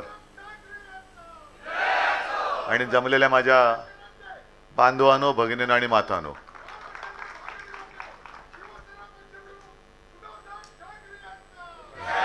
तर ठीक, पहिलं प्रथम मी उल्काताई तुमच्या सोबत ज्या सर्व स्वयंसेवी संस्था आणि त्यांचे कार्यकर्ते इथे आलेत त्यांना धन्यवाद देतोय, कारण तुम्ही लोकसभेमध्ये करून दाखवलेला आहात। तसं पाहिलं तर लोकसभेपर्यंत आपला असा काही राजकीय वगैरे संबंध किंवा संपर्क नव्हता, पण लोकसभेच्या निमित्ताने एक वातावरण देशात झालं की आत्ताचं हे जे सरकार दुर्दैवाने दिल्लीत बसले केंद्रात परत, हे संविधान बदलायला निघाले आणि ते निघालेलंच होतं। त्यांच्या मनातलं ते काळं बाहेर आलंच होतं। आता ते किती म्हणो की हा फेक नरेटिव्ह हा त्यांचाच शब्द आहे आणि त्याला ते बळी पडले। तसं नाहीये, शेवटी अनुभवाचे बोल हे जास्त महत्त्वाचे असतात। गुरु हा लागतोच, पण अनुभवासारखा दुसरा गुरु नाहीये। आणि म्हणून तुषारजी, आपण जे म्हणालात की आज जो काही निकाल तिकडे लागलाय, काश्मीरमध्ये लागलाय, हरियाणामध्ये लागलेला आहे, हे प्रत्येक राज्य आणि त्या राज्यातली जनता आपापल्या अनुभवाला जागून निर्णय घेत असतं। तसं पाहिलं तर तुम्ही लोकांचा जो आग्रहनामा मांडलात आणि ज्या काही अपेक्षा शिवसेनेकडनं आणि महाविकास आघाडीकडनं व्यक्त केलेल्या आहेत, त्याच्यात वेगळं काय, वेगळ्याची कोणती गोष्ट आहे की आजपर्यंत आम्ही बोलत नव्हतो? तुषारजी, तुम्ही एक आणखी, म्हणजे मी आता सगळं पहिलं सगळ्यांचे 2-3 मुद्दे घेतो, मग मला काय थोडं बोलायचं ते मी बोलतो। तुषारजी, तुम्ही एकदम वर्मावरती बोट ठेवलेलं आहेत। गुजराती आणि मराठी असा वाद कधीच नव्हता आणि तो होऊ नये अशी आमची इच्छा आहे। पण तुमच्याच भाषेत तुम्ही जे सांगितलं की 2 गुजराती ठग जे तिथे बसलेत, एक मान्य करावंच लागेल की त्यांनी केवळ मुंबईमध्येच नव्हे तर संपूर्ण देशात गुजरात आणि देश अशी मध्ये एक भिंत बांधलेली आहे। अयोध्येमध्ये का हरले, वाराणसीमध्ये का पाठी गेले? कारण अयोध्येतल्या लोकांना तुम्ही जाऊन विचारा, मला जी काही अगदी हाताच्या बोटावरती मोजण्याएवढी लोक भेटली, एक तर तिथले खासदारच माझ्याकडे घरी येऊन गेले होते मातोश्रीला। आता अयोध्यामधली लोक ही काय हिंदुत्ववादी नाही आहेत का, जिथे राम मंदिर बांधलं?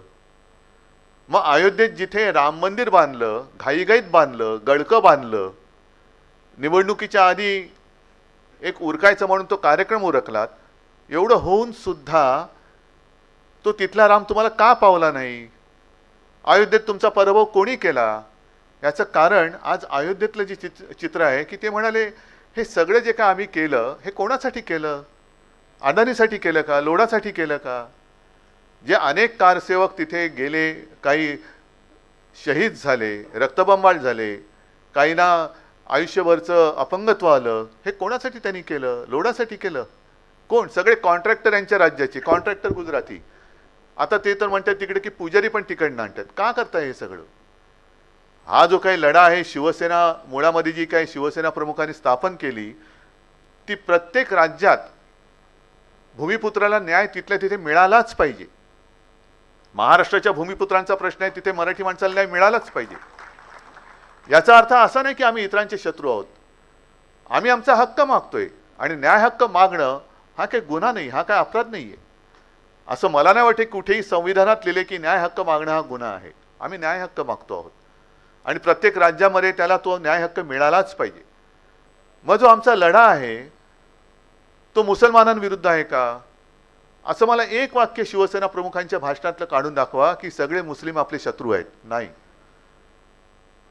आमचा लढा जो आहे तो महाराष्ट्रप्रेमी किंवा महाराष्ट्रप्रेमी आणि महाराष्ट्रद्रोही, देशद्रोही आणि देशप्रेमी हा लढा आहे. जो हा आपला देश आहे, या देशासाठी मी जीव द्यायला तयार आहे असं कोणी जो बोलणारा असेल, आणि काही लोक अशी होऊन पण गेलेत की ज्यांनी खरोखर देशासाठी आपला प्राण दिलेला आहे, तो जातपात धर्माने कोणी असला तरी तो आमचा आहे, हे आमचं हिंदुत्व आहे. आणि ज्याप्रमाणे मी लोकसभा निवडणुकीच्या प्रत्येक प्रचार सभेच्या भाषणात ते काही जणांना पोटात गोळा आला की जी शिवसेना प्रमुख आपल्या भाषणाची सुरुवात करायचे, पहिल्यांदा करायचे की जमलेल्या माझ्या तमाम मराठी बांधवांनो, भगिनींनो आणि मातांनो. मग त्यांना जेव्हा कळलं की अरे जरा थोडा हिंदू आणि हिंदुत्वावरती एक आघात होतोय, मग त्यांनी सुरुवात केली की जमलेल्या माझ्या तमाम हिंदू बांधवांनो, भगिनींनो आणि मातांनो. आणि लोकसभेत मला जेव्हा लक्षात आलं की संपूर्ण देशावरतीच एक घाला आलेला आहे, एक बोगस हिंदुत्वाचा बुरखा घालून माझ्या देशाचं संविधान हे बदलू पाहत आहेत. आणि म्हणून मी माझी भाषणाची सुरुवात केली होती, देशभक्त जमलेल्या माझ्या तमाम देशभक्त बांधवांनो, भगिनी आणि मातांनो. काय चुकलं माझं याच्यात? काय देशभक्तांमध्ये हिंदू येत नाही, देशभक्तांमध्ये मुसलमान येत नाही, ख्रिश्चन जे कोणी असतील ते येत नाही त्याच्यामध्ये?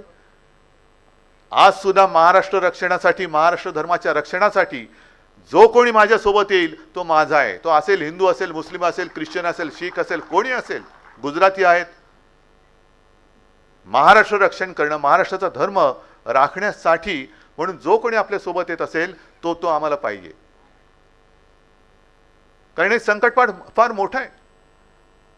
जो एक तुम्ही नवीन महाराष्ट्र घडवण्याची अपेक्षा व्यक्त केली, नवीन महाराष्ट्र घडवण्याची गरजच नाहीये. माझ्या महाराष्ट्राचं जे स्वत्व आहे ते टिकवलं तरी माझा महाराष्ट्र कित्येक पावलाने अनेक इतर बाकीच्यांपेक्षा पुढारलेला आणि सुधारलेला माझा महाराष्ट्र आहे. ते स्वत्व टिकवा फक्त, बाकी काही नको.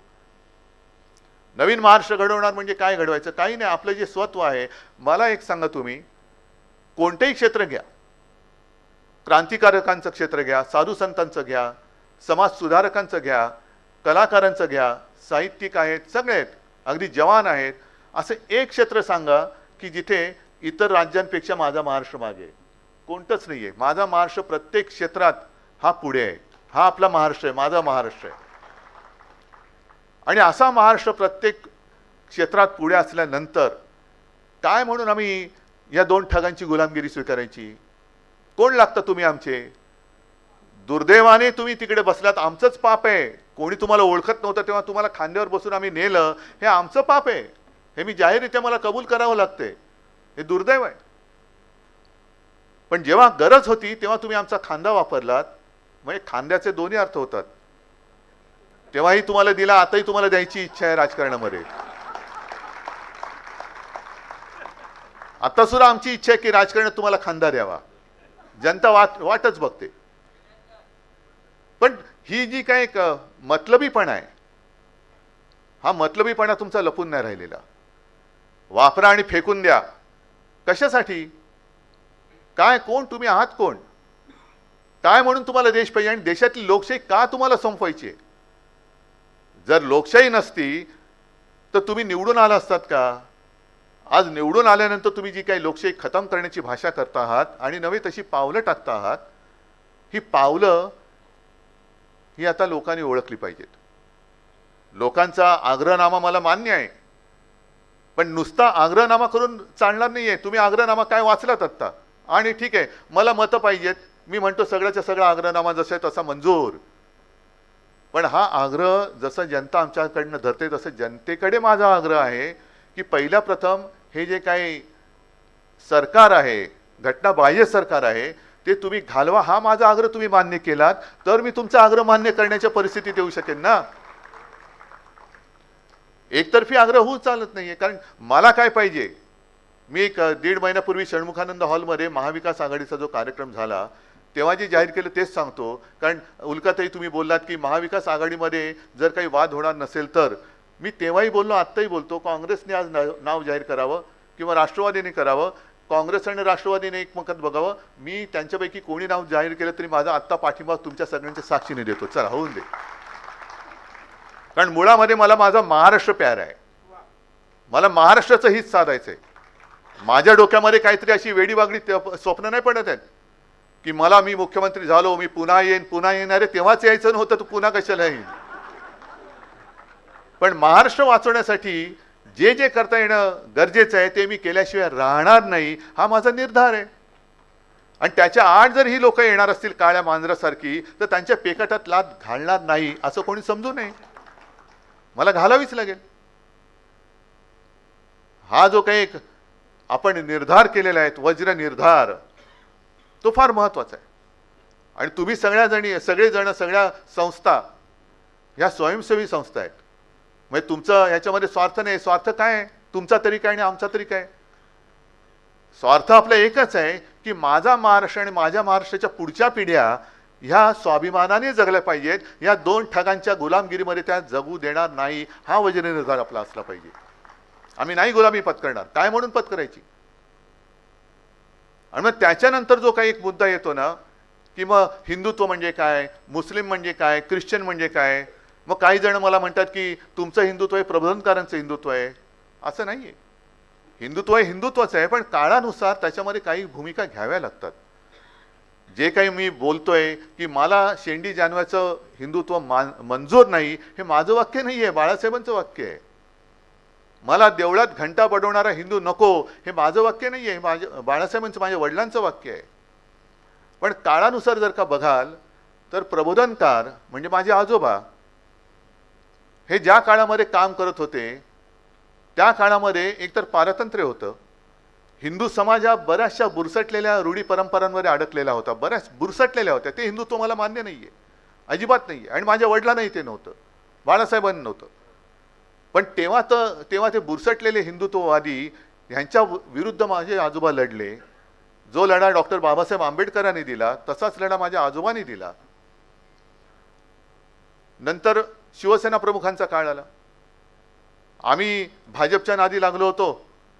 त्यांनी एक जे वातावरण केलं ते आज सुद्धा वातावरण तेच आहे. त्या वातावरणात ते बाहेर आपल्याला आणू इच्छित नाहीयेत. नेहमी मी जे सांगतो की लोकांची घरं पेटवणारं हिंदुत्व आहे आमचं हिंदुत्व नाही, तर घरातल्या चुली पेटवणं हे आमचं हिंदुत्व आहे. आणि शिवसेना प्रमुखांच्या काळात हिंदू मुस्लिम असा वाद होताच. तो घडलेला एक फार जुन्या काळातला नाही, अलीकडचा आहे. मग तेव्हा हे समाज सुधारण्याचे मुद्दे थोडे बाजूला पडले. आता मी भाजपला सोडलं म्हणून मी काय हिंदुत्व नाही सोडलं आणि सोडणार नाही. पण त्यांचं जे काय चालले थोतांड, हे हिंदुत्व आमचं हिंदुत्व नाही, हे मला कळलं म्हणून मी त्यांच्यापासून दूर झालो. आता माझ्यासमोर परत ते बुरसटलेले हिंदुत्ववादी जर उभे राहणार असतील आणि त्यांच्याशी मी लढत असेल तर तुम्हाला कदाचित हे वाटणं स्वाभाविक आहे की माझं हिंदुत्व हे प्रबोधनकारांचं हिंदुत्व आहे. हिंदुत्व हिंदुत्वच आहे. हे कोणावरही अन्याय करणारं हिंदुत्व नाही आहे, अजिबात नाही आहे. यांचं जे काय चालतं मोदींचं, निवडणुकीपर्यंत सबका साथ आणि निवडणूक जिंकल्यानंतर मित्राचा विकास, हे आमचं हिंदुत्व नाही आहे.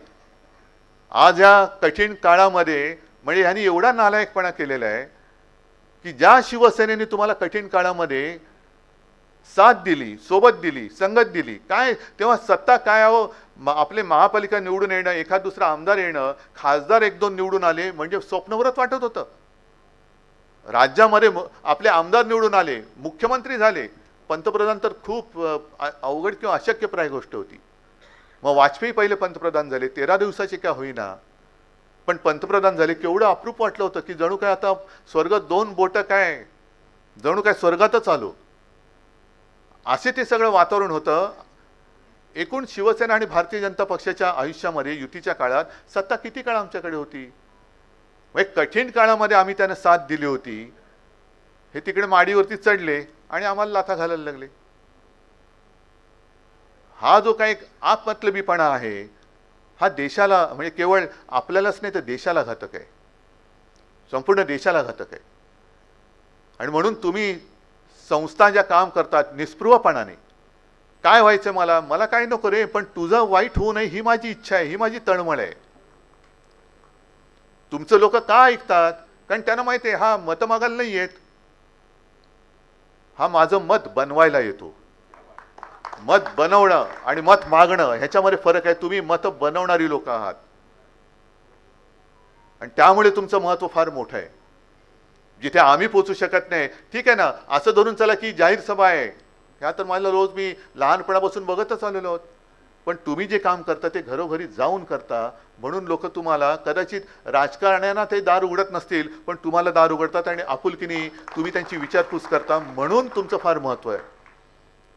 आणि म्हणूनच आजचा हा जो काही कार्यक्रम केला, तुम्ही सुद्धा कोणत्याही राजकारणी पक्षाच्या राजकारण्याच्या वळचणीला न जाणे तुम्ही सगळे लोक आम्हाला आमंत्रित करताय, तुम्ही आमच्या सोबत येऊ इच्छित आहे, म्हणजे नक्कीच ही क्रांतीची सुरुवात होते. ही क्रांतीची सुरुवात होते. आणि तुम्हाला नेमकं काय करायचंय? उल्काताई, बाकी ह्या सगळ्या गोष्टी ज्या आहेत त्या तुमच्याकडनं आणखीन मी समजून घेणार. आपण एकदा दोनदा बसलो होतो. फक्त जरा आज सुद्धा मला थोडीशी घाई काय आहे की तुमच्याशी बोलताना घरी माझ्याकडे महाराष्ट्रातून बाकी आलेले लोक मला दिसत आहेत. आता रोज माझे त्यांच्याशी गाठीभेटी सुरू आहेत. तुमचं महत्वाचं काम काय आहे की जनतेला भ्रमातून बाहेर काढणं. आणि भ्रम कोणता आहे की असं धरून चला की आता ही प्रचारची सभा आहे आणि आम्ही सगळे राजकीय पक्षाचे वेगवेगळे लोक, सगळे नेते इकडे आलेलो आहोत, आणि मी जर तुम्हाला सांगितलं की तुम्ही मला मत दिलत तर मी तुम्हाला चंद्रावरती घर देईन, तुम्ही काय बोलाल? जुमला नाही, यांना विचारा, देताय तुम्ही? देणार?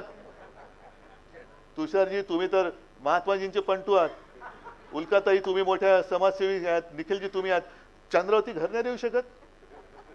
मी देतो घर तुम्हाला.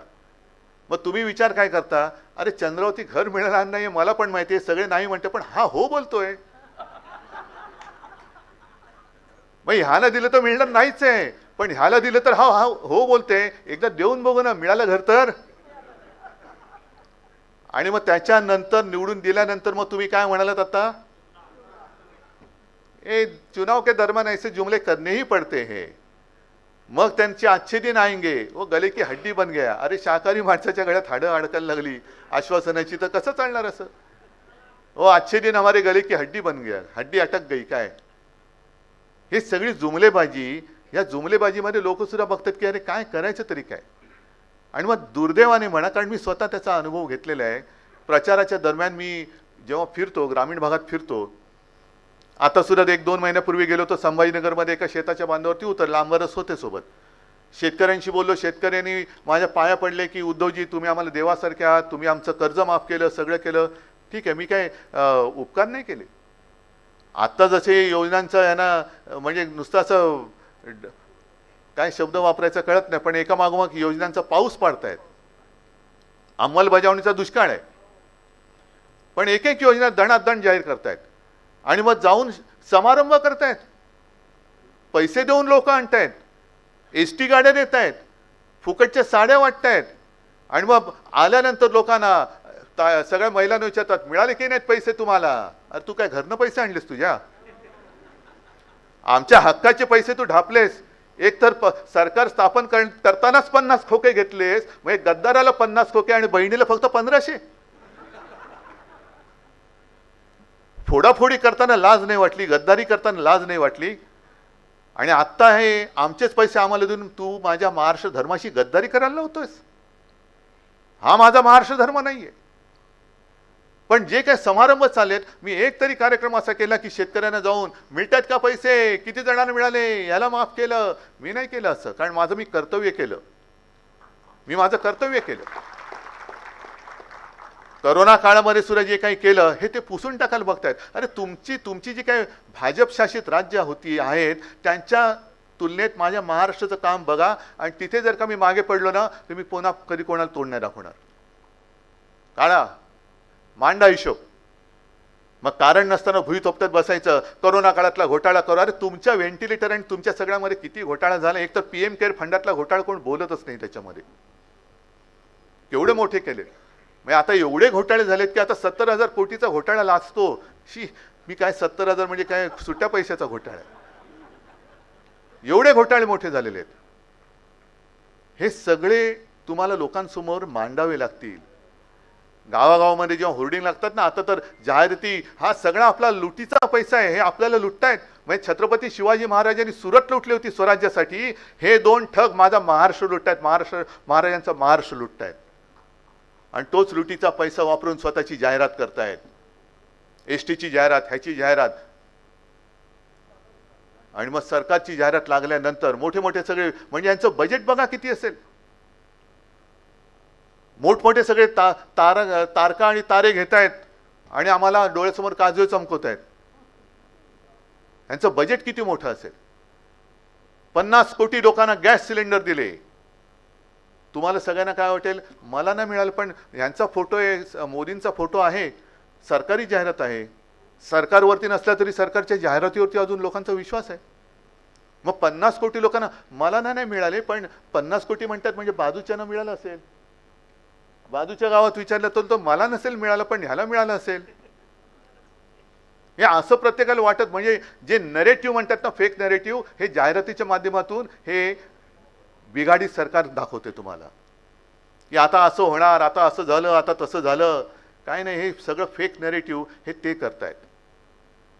आणि म्हणून मला तुमची आवश्यकता आहे की तुम्हाला गावागावात जाऊन, जे मी सांगितलं होतं 14 साली नरेंद्र मोदींनी केलं होतं चाय पे चर्चा. आता 14 साली चहा कितीला मिळायचा आणि आता कितीला मिळतो तो भाग वेगळा. त्याच्यावरती पण एकदा चर्चा करा. दूध किती महागलं, साखर किती महागली, मग त्याच्यावरती GST किती लागला, ह्याच्यावरती पण चर्चा करा. आणि शिवसैनिकांनी मी लोकसभेच्या आधी एक कार्यक्रम दिला होता की होऊनच जाऊ दे चर्चा. जा गावातल्या वाड्या वस्त्या पारांवरती बसा आणि काय कुठल्या गावात काय योजना आणल्या त्याचा एक आढावा घ्या. तुम्ही करा त्याचा एकदा फडशाच पाडा. तुम्ही काय ही योजना, महिलांसाठी योजना मिळाल्या का, शिक्षण आता तुम्ही जे काय मला एक दिलं त्याच्यात PG काय KG to PG महिलांना मोफत शिक्षण मला वाटतं आहे. पण शिकलेली महिला आपण ST वरती वगैरे बघतो, मुलगी शिकली, प्रगती झाली आणि पुढे काय 1500 देऊन घरी बसवली. मुलगी शिकली, प्रगती झाली, 1500 देऊन घरी बसवली, कारण काम नाही द्यायला आम्हाला. उपयोग काय त्या शिक्षणाचा? शिक्षणाचा उपयोग तरी काय? शिक्षणाचा उपयोग होणार असेल तर या पुढच्या गोष्टी आहेत. उद्योगधंद्याचा नाही पत्ता. कोविड काळामध्ये सुद्धा जे आपण उद्योगधंदे इकडे आणू इच्छित होतो, सामंजस्य करार झाले होते, गद्दारी करून आणि सरकार पाडल्यानंतर सगळे उद्योग कुठे गेले? तुषारजी मी नाही बोलत, हे वास्तव आहे. हे वास्तव आहे. का मला दोन तुमच्या भाषेत सांगायचं, या दोन ठगांना विचारायचं आहे, का तुम्ही आमच्या सुखामध्ये मीठ कालवताय? का मीठ कालवताय? का हा भेदभाव करताय? का हे वैमनस्य का वाढवताय? आणि म्हणून शिवसेनेची स्थापना करताना शिवसेना प्रमुखांनी जे एक सांगितलं होतं, मराठा मराठेतर 96 कोळी 92 कोळी, ब्राह्मण ब्राह्मणेतर, स्पृश्य अस्पृश्य, घाटी कोकणी असे सर्व भेदाभेद गाडून मराठी माणसाची भक्कम एकजूट बांधा. मग तीच आज वेळ आलेली आहे. आणि मराठी म्हणजे आम्ही तर आहोतच, पण आता तुम्ही सांगितलं की तुमची मातृभाषा मराठी आहे. हे सगळे इथे जन्मलेले आहेत आणि वर्षानुवर्षे इकडे राहत आहेत. ते सगळे आम्ही मराठी मानतोच आहोत. पण ते मराठी मानून आमच्यासोबत येत आहेत की नाही हा प्रश्न आता त्यांना सुद्धा विचारण्याची गरज आलेली आहे. की जेव्हा राज्य संकटात असताना, राज्य लुटलं जात असताना आम्ही लढायला उभे आहोत. अभिमान आहे मला माझ्या महाराष्ट्राचा की संपूर्ण देशामध्ये लोकसभेमध्ये महाराष्ट्राने या मुजोर सत्ताधाऱ्यांना गुडघ्यावरती आणलं. ह्याचा मला अभिमान आहे. नाहीतर 400 पार काय, 500 पार काय, 1000 पार, नुसतं आर पार चालले होते. पण त्यांना गुडघ्यावरती आणण्याचं काम करू शकला तो फक्त आणि फक्त छत्रपती शिवरायाचा महाराष्ट्र करू शकला. आणि तोच महाराष्ट्र आज आपल्याला वाचवण्यासाठी आपण एकत्र यायचं आहे. त्याच्यामुळे तुमच्या ज्या काही मागण्या आहेत, मी शुक्लाजींना सांगितलं की तुम्ही ज्या काही सगळ्या गोष्टी मांडल्या, बसा आमच्या अंबादासजींबरोबर बसा. अंबादास दानवे आहेत. वचननामा, आम्ही जाहीरनामा आग्रहनामा म्हणतच नाही, आम्हीचा वचननामा असतो. जे बोलतो ते करून दाखवतो आणि जे करणार असतो तेच बोलतो. तर तुम्ही जरूर त्या मागण्या आमच्याकडे द्या. त्याच्यावरच्या योजना काही असतील, धोरणं, एक मला आवडला शब्द, योजना आहेत पण धोरणं नाहीत. हा एक आवडला मला शब्द, योजना आहेत. आणि योजना म्हणजे कशा, हेच मोफत साडी वाट, 1500 रुपये दे, हे आहे, पण हे धोरणात्मक नाही आहेत ना. लोकांना दुर्गामी परिणाम ह्याचा काय होणार आहे. किती काळ माझी बहीण 1500 रुपये घेऊन तिच्या बेकार भावाला सांभाळणार आहे. किती काळ माझी आई 1500 रुपये घेऊन तिच्या मुलाला सांभाळणार आहे, बेकार मुलाला, ज्याला नोकरी नाहीये. घर कसं चालवणार, मुलाचं शिक्षण कसं करणार. आम्हाला हक्काचं पाहिजे. आणि यांचं जे चाललंय ना की तुम्ही हक्क नाही मागायचे, हक्काचं मागाल तर तुमच्यावरती आम्ही ईडी, इन्कम टॅक्स, सीबीआयच्या रेड टाकू, तुम्हाला जेलमध्ये टाकू. आम्ही देऊ ती भीक घ्या आणि गपचूप पडून राहा. आम्ही सांगू त्या शब्दाच्या बाहेर जायचं नाही. ही मुजोरी माझा महाराष्ट्र सहन करणार नाही, अजिबात करणार नाही. आणि म्हणून आजपासून जे मी म्हटलं की ही क्रांतीची सुरुवात आहे. क्रांती म्हणजे काय लगेच जाऊन काय हाणामारा करायच्या, रक्तानी करायचं असं नाहीये. जशी पूर्वी बुलेटनी क्रांती झाली, आता बॅलेटनी होऊ शकते, बॅलेटनी होऊ शकते. आणि ती करण्यासाठी मला तुमच्या सगळ्यांची साथ, सोबत आणि संगत पाहिजे. बाकी मला भावी बिवी काही नाही. मला दिसतोय तो माझा छत्रपतींचा महाराष्ट्र, शाहू फुले आंबेडकरांचा महाराष्ट्र धोक्यात आहे. तो हे लुटायला निघालेत आणि त्याचं रक्षण कसं करायचं हाच एक प्रश्न माझ्यासमोर पडलाय. पण तुम्ही सोबत आलात, आम्ही तर उतरलेलोच आहोत. आम्ही